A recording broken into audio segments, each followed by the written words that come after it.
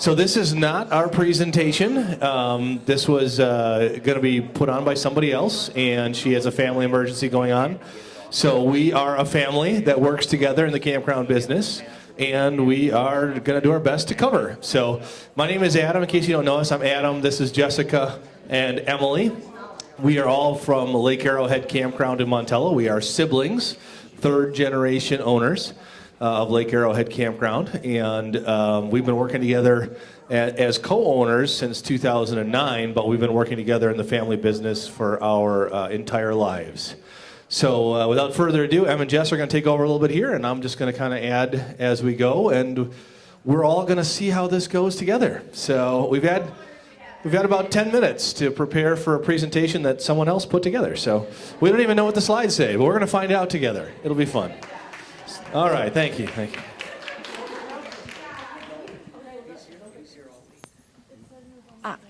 Yes, so our very first slide here is someone else's family. I don't know who these folks are, but they look very attractive in their matching outfits. But we're going to continue right along. So this is, I think, what we all hope working in a family business looks like. And I think this is what it actually looks like some of the time, unfortunately. The reason I'm on my second successful family business is because I place extraordinary value on talk and in having multiple conversations. And that's a theme throughout this entire presentation is communication. That's really key in a family business. So this is one that we thought we would talk about or ask about contracts are crucial. That was in the original presentation. And her point is, don't ease up on legal documentation just because you're working with a family member. It's really important to have everything in writing because you don't want to split up a family over money. So true.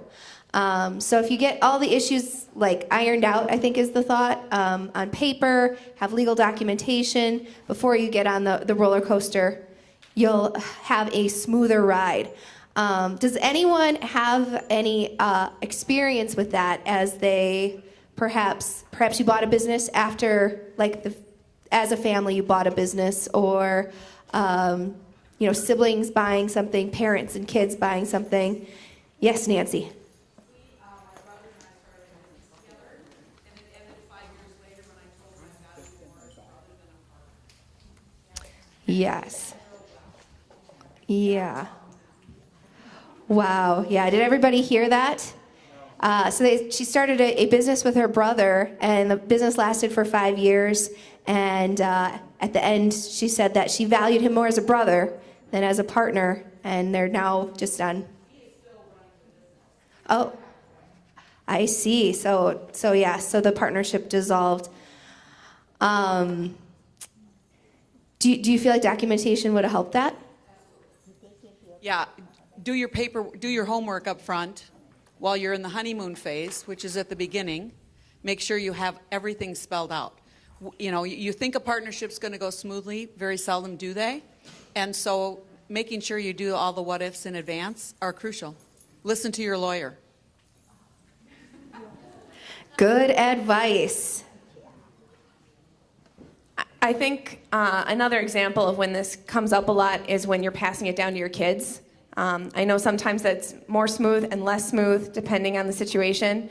Hats off to our parents because they did do all the documentation, figure out the systems, meet with the lawyers, get a plan, put it in writing, because there are lots of stories, I don't know if anyone wants to share, of that not going very smoothly. I'm not looking at anyone in particular. And if they don't want to share, that's fine. But in general, succession needs to be planned, especially if you're not just selling. All right, any other thoughts on this slide? Okay, and this is all kind of part of it. Yeah, put everything in writing. As you work with your family.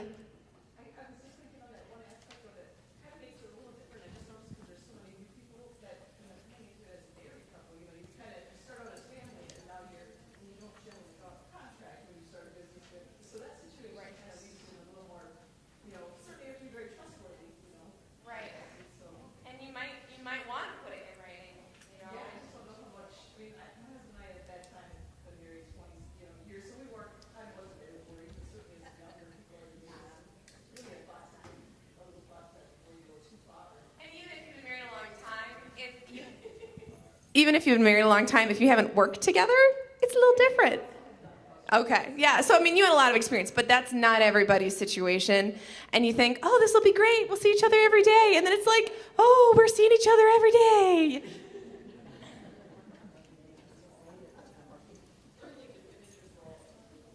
Yes, clearly defined roles. That is good. Yep, even with husbands, having clearly defined roles really helps.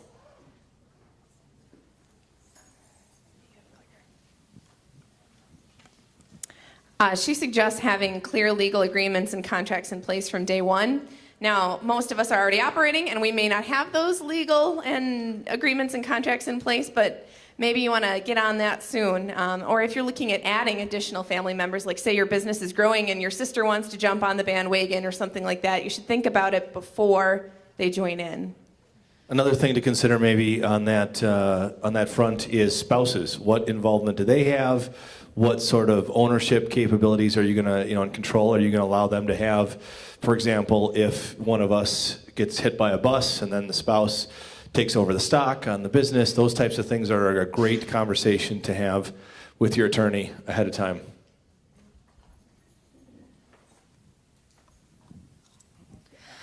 So do your best to be fair. That sounds really simple, but it can be difficult to be fair.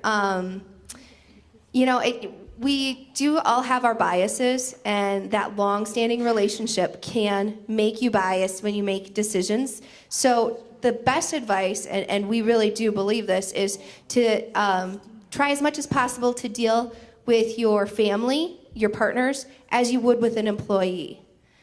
So use that same kind of language. Please, thank you, I appreciate you, you did a good job. Those sorts of comments can go a long ways in maintaining that relationship. And I would say both in the positive and the negative. It's easy to remember, like, oh, I have to say this nicely, that she didn't do this right. But sometimes with your family, you just take them for granted. Like, of course she did a wonderful job at that. She always does a wonderful job at that. And you don't even mention it. And how much of a difference that can make if you just take the time to say, like, Jess, that was a phenomenal activity. I couldn't believe the turnout. Everybody had a great time. You really were on top of your game this weekend. And that can make a huge difference in your relationship as well. One that's always a problem for me on that, and I don't know about you guys, but with employees, you're supposed to always praise them publicly and reprimand them privately. Give them their constructive criticism or whatever it is, swearing at them. Whatever it is, you do it privately, not in front of everybody else.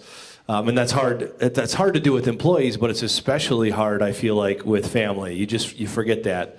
And so you really gotta, for us especially, I will sometimes, I'm guilty of this one, sometimes something will happen and I'll just be like, Jessica, since we're picking on Jessica, Emily said you did a great job with the activities, but why did you let this happen? And you can't do that, even if you're gonna have that conversation. Sometimes you do have to have that conversation, but not in front of the rest of the staff. And that's one that I forget sometimes. And any other middle children out there, I feel ya. Do you feel me right here, right now? We're all picking on the middle child. Yep, right there. She's. So one of the things that, yes. I was just going to say, I think the hardest part, like working with family, we all have families, so is that you have expectations of them, and sometimes you think they have the same expectations to give back to you, and that's not necessarily like the thing. And so at the end, like your feelings get hurt, and you're like, I do everything for you, and I'm getting half of you or a quarter of you, and like, how do you bridge that gap? Bridge the gap as far as expectations of one another? Yes. Okay, that's a good question. So in our case, we have a lot of conversations, deliberate conversations about our individual roles. And we three are very lucky because we have very different skill sets. So there's not a whole lot of stepping on each other's toes. In general, I'm terrible at the things that Jessica and Emily are really good at. And incidentally, Emily's pretty terrible at the things that Jessica's good at and that I'm good at, and all the way around the circle. So that actually works out pretty good. So we do, we try to lay out ahead of time, in our case, who's kind of responsible for what area. And then I think a big part of it is trusting that person to do it. We'll have a lot of family meetings, or I shouldn't probably call them family meetings, but I mean business meetings which are family meetings. And we'll sit down and we'll talk about, let's pick on Emily this time. So Emily, we really think that, this particular thing in the store, or because she handles the administrative of the store, the reservations, this sort of area needs to be worked on, or we got to find a way to make sure when we update the addresses in the list of seasonals that it gets address. This is one that's happening today. Like literally today, I was just working on it out in the hallway. We got to find a way to have it, the address populate so that it also gets updated in their customer account when they get billed, and that kind of thing. But ultimately, it kind of comes down to Emily's decision. So Jessica and I will sit down with her and we'll say, well, here's what we think we should do, and it's Emily's call because that's her area, and she will have information that we don't, and we will support her as far as if she needs us. Jessica's the creative one, so she does the activities and the marketing and that kind of stuff. So when we need a totally off-the-wall solution, Emily and I will go to Jessica. Jessica will come up with the off-the-wall solution. And when we need a practical approach or a technological solution, that's when I get involved. So so Emily might come to us and say, how do we solve this address population problem? But ultimately, we have to trust her to run that part of the business, even if we think it's not perfect. And on the topic of trust, I think it's really easy to not see what someone else is doing all the time for their work. Like you'll feel like, I'm working so hard. I put in so many hours. I have slaved away, and I can't see what Adam has been doing. I mean, last time I checked, he was at home taking a nap, and I've been here 12 hours. So what is going on? I talked to your wife, you were napping, So I feel like this happens all the time, and it's really easy to feel like you are doing 90 and they are doing 10% of the work. And you need to trust that person is pulling their weight. You need to trust that they are working as hard as they can be at that moment. Maybe, honestly, do their job for a couple of days and see how much they're doing. We've had circumstances arrive in our lives where we've pretty much all had to cover for the other one at different points. I hate it. I don't like doing their job. I can do their job, but I don't like doing it. And then I'm very, very happy when they are back to do their position and reminded of how much they actually do. And they feel the same way. And I think that that's the walk a mile in their shoes is really true in that situation, because sometimes they're handling things you don't even know, or you have no idea how much time that takes. You're like, you were just gonna do this one thing and it took you 3 hours. Well, sure, they did that one thing, but then they got stopped by 17 seasonals while they were doing the one thing, and then they handled this kid that fell off their bike, and then something was broken and they fixed it real quick, and so trust that they are working hard. I mean, follow up, but also trust them, and remember that if it doesn't feel the same, that doesn't mean that they aren't working just as hard as you. And also, just my 2 cents, when you're working with family, like you are playing the long game, right? So there may be times, even entire seasons where one of you might not be pulling their weight as well as the other or the other two. And there's things that come up where, someone has a colicky baby, somebody just gave birth, somebody's got a health issue, whatever, a mother-in-law that's having issues, and they just can't. Their plate is full. They can't give the 100% like they did last season. Their 100% isn't the same. And you have to keep in mind that we're a team. We're a team for our whole lives is the plan. And so there's times where I'm not going to be at my 100% and I need them to cover for me. There are times when one of them won't be at their 100% and I need to cover for them.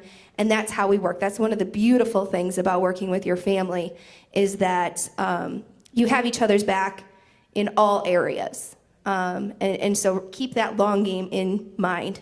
Yes? There's one thing, you're talking about family being equals. Now, there's those of us that where we're not equals. One sibling or something is the boss, or, kids are working. That's another really good point, right? So we have a kind of not an unusual scenario, I think, in our situation, but we do kind of, it's maybe a little bit weird because we do kind of bridge both of those. So the three of us are equal in terms of ownership. So when it comes down to, anything that was serious enough to really need a vote, right? Which, when you're in a family business, most of the time you're not actually voting. But if it ever came down to that, where we need to, the really serious stuff, we have equal say. But then we actually decide, the three of us, who's in what position, which could change at any time. You know, we don't have a formalized like annual meeting every year, but at any time, for example, if one of us got sick, which has happened in the past, we have rearranged who's doing which job. So at the moment, it's my job to be sort of the general manager. So, and it works out good with our personalities in general too, because if a lot of times these two will not see eye to eye, and then I'll be the deal breaker, so it works out naturally anyway. But so right now, I'm sort of elected to be the one who's really like, the buck stops here. So from a structure standpoint, yes, I'm supposed to be the boss, but I'm not really, because they can overrule me because they're owners, but it's my job to do the responsibilities of the CEO or general manager at this time. And because that's elected by the top sort of owners, in our case, it works out pretty good. On that note, though, and I'll get to you in a second, Joe, we have done it the other way. Our parents owned it before us, and we were not equal partners with our parents, and they got to make decisions, and they got to tell us what to do. So I understand a little bit what you're getting at. And what I want to say there is you need to be a little bit of a self-advocate as far as if someone thinks you are not doing enough work or not doing your job. You know, you've had situations where, for example, my parents ran it as a 2-man operation. We are a 3-man operation. There's a little bit of, well, I understand what you do and I understand what you do, but I don't understand what you do because we did this with 2, so why do you need 3, and what is this third person doing? And there was some self-advocacy and having to explain why this was necessary and prove, just like you would as a normal employee, prove to your boss why what you're doing is important. And so if you're in that position of lower, that's what I would encourage you to do. If you are in the position of having family work for you underneath you, I would encourage you to listen to them, to use them as a resource, to see what their capabilities are and entrust them with what they can do. Go ahead, Joe. I was just curious if you guys have other family that you employ. Currently, I mean, the spouses are tangentially employed, which is mostly we just say, hey, we need you to go cover this, you know, and they don't really get paid. Sometimes they do, but most of the time they don't. You know how it all works. Like my husband's the art department, but the art department is mostly unfunded. Right. We let her take care of whatever payment process she wants to go through. But as far as, you know, other family, in the past we've had a lot of family over the years work with us.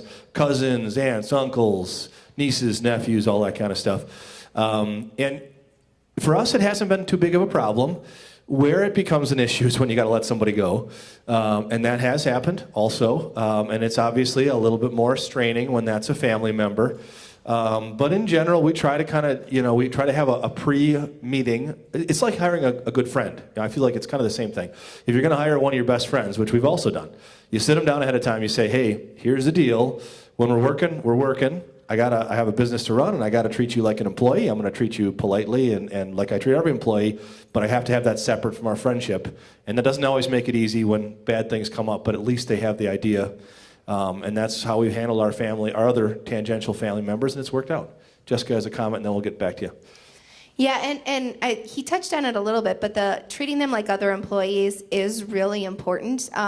You know, we've always paid our family, other than the spouse's odd relationship, but like if we have aunts, uncles, cousins, I mean, they get paid the same as everybody else. They pay their taxes like everybody else. Fill out the timesheet, W-2s, like it. You know, we don't have it be wishy-washy. You know, the only times we, I guess, have fudged that a little bit is if they want to come and help out with an activity for a couple hours one weekend, then fine, you know, we'll take a volunteer. But in general, we keep our family relationship and our employment relationship with them separate. So it's not like they're doing us a big favor. Or they're getting special treatment. You know, they're getting treatment based upon whatever role they're providing for the business. There was another question, I think, over here. Yes? I was just, that was really the pay equity, if that was, you know, giving them an equal pay. The second thing is the expectation the same as a non-family member? Or do you expect that family member to go the extra? Well, I think it depends. In our opinion, correct me if I'm wrong, ladies, but I think in our case, what depends is if they're co-owners.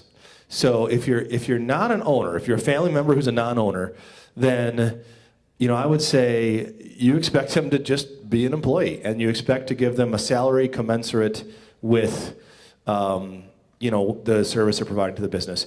If they're co-owners, it gets tricky because then there might not be, but there might be a component of their salary that's whatever, stock options or actual additional salary that is, retained earnings or something from the business. That you have to figure out that component. So that's kind of how we do it for us, where there's a component that is, this is what it would cost if we hired somebody to do our job. And then if we're lucky and we're having a good year, maybe we get a little bit more money than that. So does that kind of answer that question a little bit? On that note, though, I will say that we do expect our spouses, as we just described, to throw in a little bit of assistance pro bono. But that's mostly just the spouses. And we did, clarify that contractually before they married us. So. Absolutely, yes. Yeah. Here, hold on. Oh, I can't speak loud enough. I think it's hard as an owner if you have an aunt or an uncle or a mom or someone, below you that's not actually in the ownership, because as the owner and your family member, we naturally expect more out of our family than like just an employee. So I think you have to mentally remember that even though it might be mom or it might be my sister or my brother, that they're still an employee. So you have to lower, not like it's great, but you have to lower your expectations of them to what you expect out of all your employees. And then,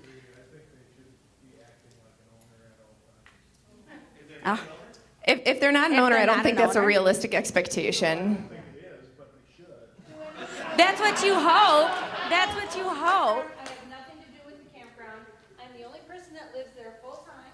I work 12 months a year, every day of the week. I am Glacier Valley Campground. But I don't own it. My brother and his wife own it. And so that's where I'm on the other end of this. I'm the non-owner. Sure. The expectations, and that with a very low salary, with everything. And I'm just trying to see where everybody else fits. So I think if we were to be in that situation, I think what we would do is we would not expect you, we would try to adjust our expectation, like she said, to expect you to do what is appropriate for your job and what we're paying you. And there might come a time, and this has certainly happened, where we might come to you separately and say, hey, we're in a pinch. Your family, can you help us? And that we would separate. Like that's a separate thing. That's like you're helping us out as a family member, and maybe you get paid, maybe you don't, whatever. But that's different than your job. When it comes to your job is your job, and you shouldn't be expected to do more, right? I'm going to let Nancy talk in 1 second, but one thing I do want to say, you should talk to some other managers because I feel like when I've talked with you in the past, you are not alone in feeling like you are underappreciated for the amount of hours and what your pay is and that sort of thing. I feel like that's not that uncommon for a campground manager to feel things like that. And maybe even talking to people who are working for other people, you can find some tools that would be useful in your situation. Just throwing that out there. And go ahead, Nancy. I just wanted to add, so back to the situation where I was in partnership with my brother. We were 50-50 partners. But all of a sudden in our business, his wife and his 3 children all got jobs in the business. But the wife came in wanting a job and a salary well beyond any qualifications that she had. So now we had that kind of a scenario, and we had to have that conversation saying, we wouldn't spend that money on somebody outside who came in when the skill set we need isn't there. So there's, again, a number of different conversations that can be had, but this was now basically his family's entire, everybody's salary came out of our business, which affected our bottom line as a 50-50 partner. None of our kids were in. So, you've got those kinds of dynamics that can happen as well. And those are tricky no matter what plan you have. They just plain are tricky. All right, other questions about that? It's been a good discussion already. Or suggestions? How you guys handle that? Otherwise, we'll maybe hit the next slide and see what else she's got cooking for us. Ooh, this is a tough one. Yeah, especially with family, but to try as best as you can to think reasonably and not emotionally. Everyone responds to reason, even if the family member, and while they might react emotionally and you might be tempted to act the same way, make it clear you're all looking to approach the problem logically and constructively rather than get angry and therefore get nowhere. And I would say, too, to take the time to cool down if you're having an emotional reaction to the situation before you address it.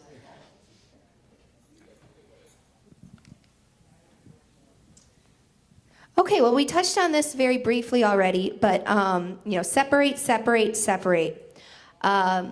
So the point here is that the separation between family time and business time is separate. You have to keep both relationships going. This quote says, "Separation is essential. I've worked with many family members, and separating work from the personal is key. Keep business confined to your workspace and handle the personal on your own time. Don't let the two overlap in either direction, or neither of you will ever get a break." How many of you guys have trouble going home at night and talking business with the family around the kitchen table? Yeah, oh yeah, that's us too. That's a real problem. Emily's actually really good at reminding us not to do that, because by default, especially me and my dad, we would just constantly be talking about business all the time. So that's a tough one. I just gotta say, there's nothing worse than like being at a birthday party and somebody starts talking about like this issue with this customer or this concern that we have to do, and I'm like, okay, we're supposed to be having fun right now. We've just taken this nosedive. But this is fun. You don't understand, Emily. This is what we do. It's fun. I need a break occasionally. I don't know about you. And I feel like there are better topics for a 3-year-old's birthday party. I don't know. You're not wrong. You're not wrong. Question though, how do we feel about it being the flip side? Like talking about personal lives with your family at work. Inappropriate, kind of par for the course. What are people's thoughts? Don't do it, Melanie says. Definitely not politics. It's a good call. You know, I think that one depends, and I assume this is where you're going with this, Jess. You know, sometimes we find anyway that for both customers and employees, humanizing is worth something. I mean, if they know a little bit about you and your personal life, even some of the struggles that you might be going through, some of the things that you're excited about, you know, how the kids are doing, that kind of stuff, I think that adds some value. I definitely agree. And, with us, we find that, with everybody, your time is precious, right? How much recreation and socializing time do you even have in the summer? And if the three of us are already together in an office and need to communicate about something regarding the family, like dad's birthday present or whatever, like we're not going to find time outside of that office to get together and discuss it. So it's just not feasible. Just like I would probably discuss those sorts of things with our staff. That's what I was going to say. It goes back to the staff rule. If I would ask a staff member who's having some drama in their life, so how's your husband doing? How are his cancer treatments going? If I would have that conversation with them in the workplace, then I would say it's the same with my siblings. This is the same thing, talking about keeping your family dinners, and business. Okay, so we talked about this a little bit already, but roles in the business, as much as is possible, to create a definitive role, rather than to just start in and jump in without anybody knowing who's doing what. Define the roles from the start keeps you from stepping on each other's toes when it's not necessary. It keeps everyone focused on what they need to get done in order to make the business a success. And we really think, we've found it's super useful to spend a little time learning about how it really does take different personalities and different skill sets to do a business like ours. I mean, Lori gives a great presentation on that. If you ever want to hire her, I assume she's still being hired out to campgrounds. I guess I don't know how that works. Talk to Lori about that. But she'll do a presentation on personality types. And so often it's so hard for us to interact with people who have very different personalities from us, and we tend to do value judgments like, Jessica and I will be, actually Emily and I are a great example. Let's do Emily and I as an example. So when Emily looks at me, right, she's like, he is so disorganized. Like he's always flying by the seat of his pants. He never knows what he's going to do from the next minute to the next minute, and it drives her crazy, right? Or he forgets everything. He never remembers everything. I got to nag him all the time, right? And that's legit. But what I'm good at, right, is damage control. So if you know about the personality types Myers-Briggs, I'm a P, she's a J. She likes lists and structure and order, and she knows what she's going to do every day. I really don't like that at all. But when the fertilizer hits the ventilator, I'm your guy. Like that's no big deal for me. So when she has a problem that she can't figure out, or it's stress mode, or whatever, something's broken, or the computer system's down, or whatever it is, that's not stressful for me. That's what I'm good at. So by having those two different personality types, we complement each other nicely. So it's really easy in a family situation to be like, not see the value of that other person because they're so different from you. And I would strongly recommend spending some time learning about the different personality types. We've done that, and it's been really useful to learn how to communicate with one another in a way that the other person responds to well.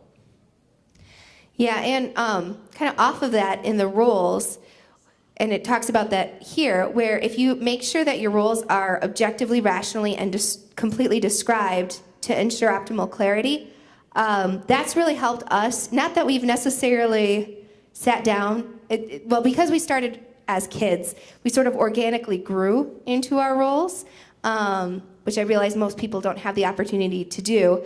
But as we did that, and we kind of carved out our little area, like this is what I do. As Adam touched on before, we support each other in that.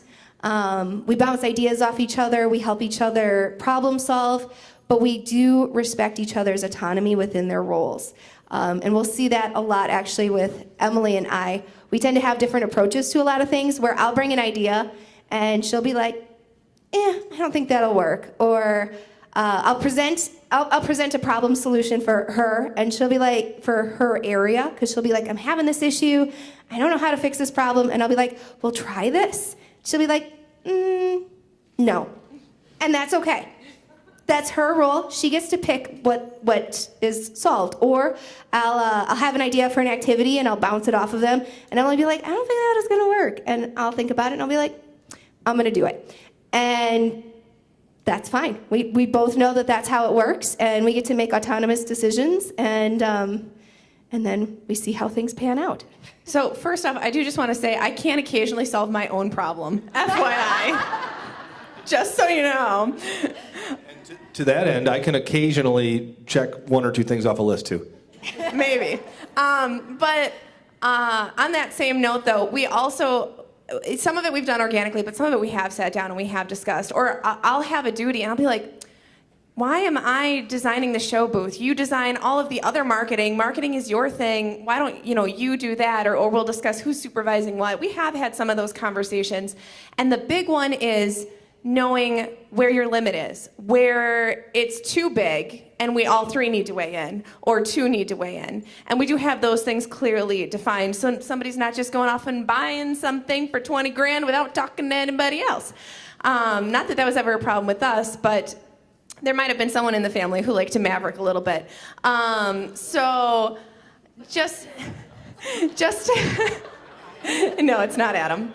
It might have been Dad, just a little bit. But anyway, just so that you have those boundaries in place and everybody knows that limit. And then it becomes natural after you practice it that, if I'm going to change this, I have to talk to Adam because this does affect him, or vice versa. I think knowing those things are very useful, knowing where you can run free on your own, where you need to talk with other people, and having that laid out. That's very true. And a great example of that is I think one time I tried to switch around themed weekends without a lot of consultation, and it totally messed up the reservation system, and they were supposed to get something free, and it is important to know where that overlap is and consult when needed. I just have a question. Adam, you talked about the personality test to kind of figure out how you work together and how you complement each other. Would you advise adding some key employees into that mix as well as just the sibling family part of this? Absolutely. We actually started out doing it with the family, at probably Waco Convention the first time years ago. And we hired Lori this past summer to come out, and all of our top staff, we brought in, I don't even know, it's probably about 40 people, and had them all take that test because recently we've actually been deliberately looking for staff members with certain personality traits because we recognized holes in our organization. For example, Emily, who's really good at the list, right? She makes sure that stuff happens. She makes sure that she gets it done. As we've grown, she can't do all of that herself anymore, so we needed kind of another Emily. And so we went out looking for somebody with that skill set who has a real hard time in general working with somebody like me. And we have a lot of people like me working outside on the grounds in our campground. And so when we got that person in, there was a fair amount of friction that was happening between both people. And so, we brought in all of our staff, sort of talked about this issue. Here's why you guys can't talk to each other, but here's why the Emily person is just as important as the Adam person because we need those people to fulfill these certain roles. So I would highly recommend it. And once you bring up that otherwise you would have to do that, everyone's like, oh yeah, it's great she's here. I don't want to have to track that. I don't want to have to keep those lists or mark those things off. Exactly.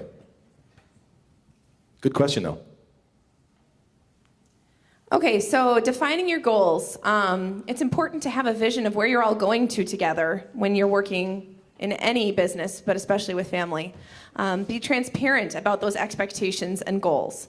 A family member takes issues a lot less personally if he can clearly see. That doesn't make sense to me. He takes issues a lot less personally if he can clearly see he did not perform well. I feel like that's backwards, but okay. But if you know where you're going, if everybody is paddling in the same direction, your ship is going to get there a lot faster and a lot better.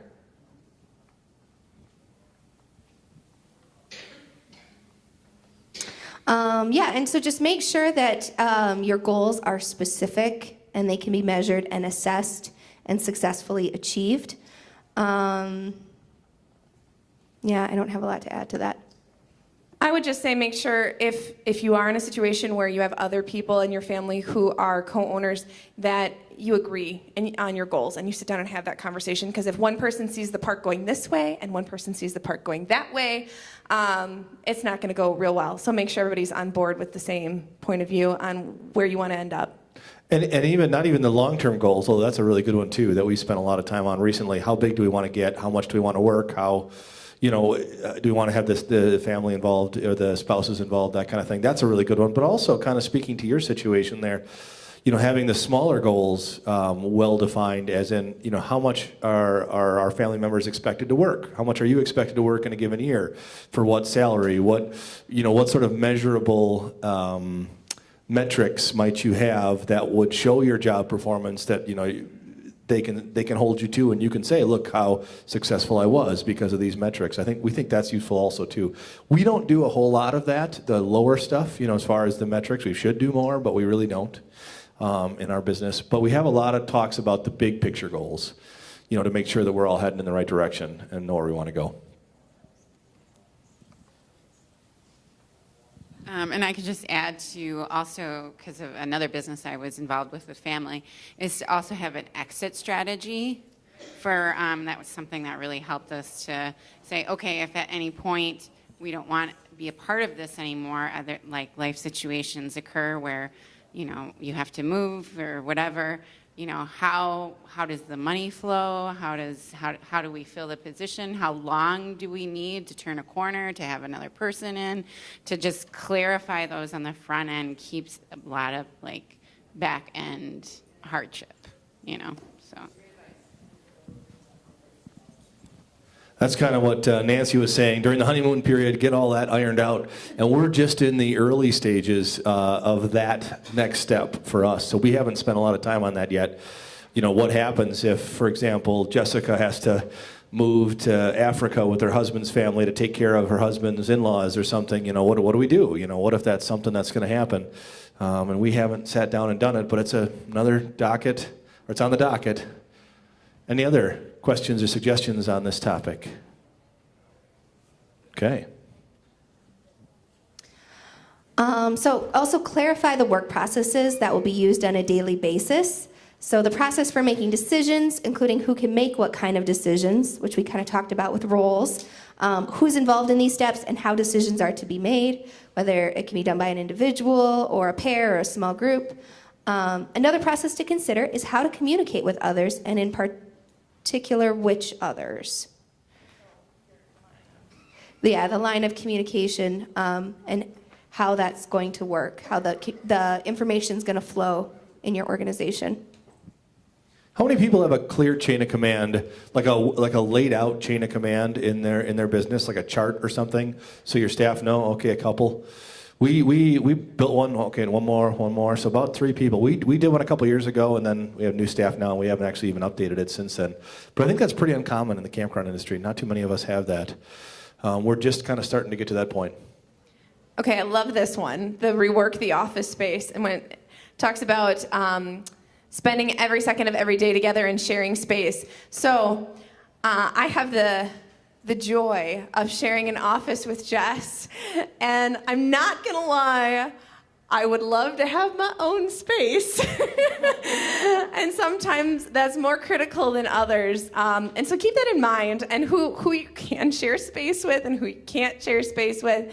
And the best way to lay things out, and maybe even it's not physical office space, but maybe it's just space from each other all the time, rubbing elbows. Keep in mind how you can work and work best. So, like they said, sometimes even working remotely to give yourself a little breather, you need to do that. Be transparent about flaws. This is actually a really good one, and it kind of ties into what we've been talking about with the different personalities, taking the Myers-Briggs. Part of that is you learn sort of the things that you're not as good at. And hopefully, before you take the test, you realize maybe you're not that good at tracking lists or that sort of thing. But being upfront, I feel like the Myers-Briggs and having a personality test say, this is a type of person. There's nothing wrong with you. It's just this type of person is good at this and not as good at that. Sort of makes it less personal, because everybody's got a personality type. Everybody's got strengths and weaknesses. And talking about those really helps, because then when your flaws come up when you're working on a project or in the workplace and you need assistance, it's easier to ask for help when you don't feel like it's a personal deficiency. Yeah, we could spend hours on that topic, but that is a good one, definitely. This just is another quote talking about having your own capabilities, your own style. So then she's got 5 rules to live by. The secret to success and the only way to make a family business successful is communication. So rule number 1, recognize that the relationship with your family member is more important than your profit margin. I mean, assuming that's true, of course. And I think that's huge. It's definitely something that our family has very much taken to heart. The most important thing is our family. Yes, we would like a successful business, and we work very hard at that. But first and foremost is family first. So like Jess said, when things come up and you need to be there for your family, that's what you do first. And then hopefully you get the business done as well. Rule number 2, recognize that bottling things up and then letting them explode is the wrong way to go about communicating. Talking as often as possible and understanding the value of communication is vital to success. So it is really good to check in with each other frequently, to talk about, instead of trying to, if something bothers you, rather than brushing it under the carpet and, oh, it's not a big deal, that can kind of contribute to bottling up. So regularly having that give and take and talking about what you're feeling, how things are going, can do a lot, because then the issues don't seem to be as big of a deal, I think. How many people out there are they're prone to bottling up and exploding? Raise your hand if that's you, kind of. Yep, okay. How many people out there are more the other side? Because the other side can be just as bad, a little too direct sometimes. Yep, okay. Right, Joe, yeah, I see you. I knew that was you. So that's a specific letter, actually, in the Myers-Briggs. It's the 3rd letter, relates very strongly to that particular thing. And so both of these two are primarily the bottle it up. Emily's a little more in the middle, but especially Jessica is the bottle it up, the feelers. So people who are really good at feeling your emotions and don't want to hurt your feelings, they're super great at customer service. They're super great at being a good friend, but they do tend to bottle up and then explode. And then I'm a T, so I'm actually with Joe. So if I'm not careful, I'm a little bit too direct, because I don't want to bottle it up. We got to get this out in the open, and I will hurt people's feelings sometimes, accidentally, without meaning to. And both types of people are very useful. I have no issue dealing with the angry customers, as I imagine Joe's the same way. When somebody comes and yells at me, it's no big deal. I just brush it right off. It's not personal at all. But that's really hard for Jessica or Emily. So when they have an angry customer, they get on the walkie-talkie, they call me, and I come in and I take care of it. Sometimes. I mean, they can if they have to, obviously. And the converse is true too. I try to be understanding and feel the feelings of the employees or the customers, but I'm just not as good at it. Sometimes I'm a little bit too prone to say, suck it up, buttercup. And they're much better at being understanding. I would say on this topic too, where I think it's really easy for this to play out is there'll be something that's bothering you, and it's a small thing. And you're like, oh, it's not worth the energy to talk about this. We'll just handle it at the end of camping season. And you put it off, and you put it off, or you're too busy, and you don't have time to sit down and meet and actually discuss the problems going on. You just throw a Band-Aid over it, and you get through.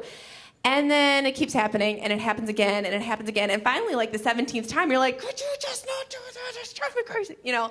And so to take the time for regular meetings, which is so hard to do, to get together to discuss what's working and what's not, both about each other, about your employees, about all your systems, it's just so important. And it helps prevent this from occurring. Yes. Family. Okay. Yeah.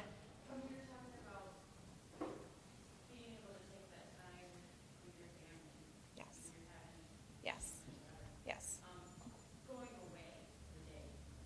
Yes.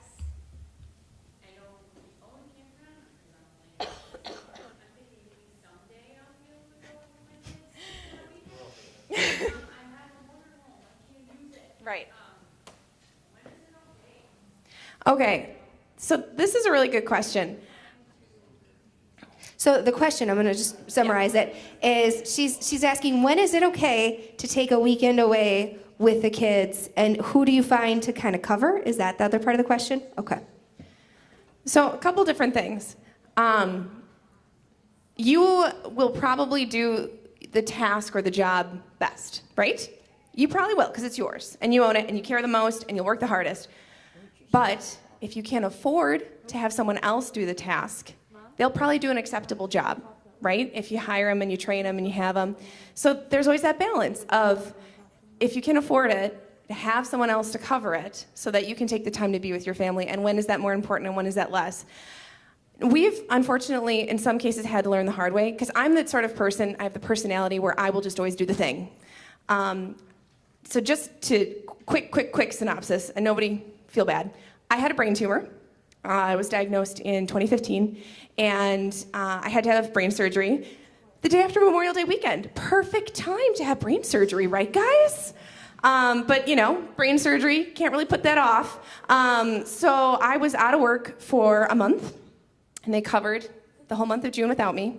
I came back part-time in July. I mean, none of this is optimal, right? And I've been working full-time, doing my thing for a long time. But we learned we can run the business without me, kind of, sort of. It works okay. It's maybe not exactly perfect. It's maybe not the best. But that's what needed to happen, you know? So, oh, absolutely. And so I have learned about me personally, I cannot work 12-hour days, 7 days a week. I cannot. I am terrible at my job if that's how I live. I have to take at least a day off a week. I have to. I have to spend the time with my kids. I have a 1.5-year-old and a 6-year-old. I'm not missing their childhood. I'm a little bit, but I'm not gonna miss it all. So I do make those limits, and because of my personality, I have to have those firm limits. I have to have it in the calendar that I am not coming in. Now, do I get called in on emergencies? I absolutely do. Do I sometimes manage 2 days off in a week? Sure. Some days, maybe I don't manage any, but I try to get at least a half for a whole one. His personality is different. He's much better at the all over the place. I can work 2 hours, I can be off 2 hours, and that works out fine, and he can manage that, and I can't do that. I have to have that full day.